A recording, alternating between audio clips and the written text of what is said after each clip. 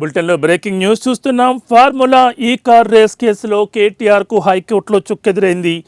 కేటీఆర్ దాఖలు చేసిన క్వాష్ పిటిషన్పై తెలంగాణ హైకోర్టు తీర్పు వెల్లడించింది. కేటీఆర్ క్వాష్ పిటిషన్ను హైకోర్టు కొట్టివేసింది. నాట్ అవుట్ టు అరెస్ట్ ఇవ్వాలని కేటీఆర్ న్యాయవాది కోరినప్పటికీ హైకోర్టు ఆయన క్వాష్ పిటిషన్ను తిరస్కరించింది. ఇలాంటి పిటిషన్లలో ఇది కుదరదని హైకోర్టు స్పష్టం చేసింది. ఏసీబీ వాదనలను హైకోర్టు పరిగణలోకి తీసుకుంది.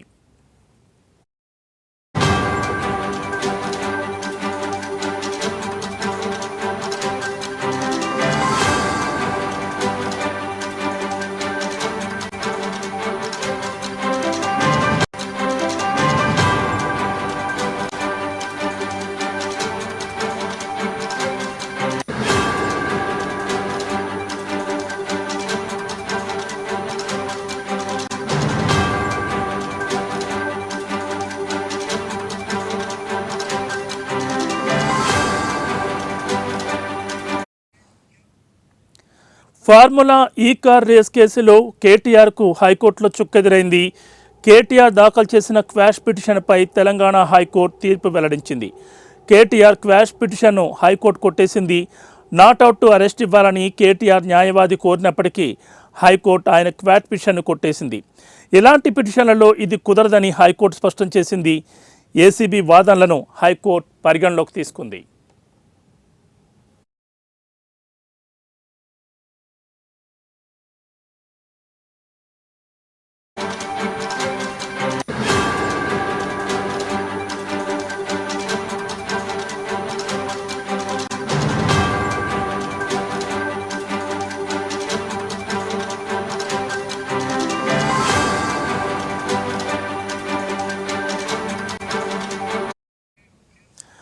ఫార్ములా ఈ కార్ రేస్ కేసులో కేటీఆర్కు హైకోర్టులో చుక్కెదురైంది.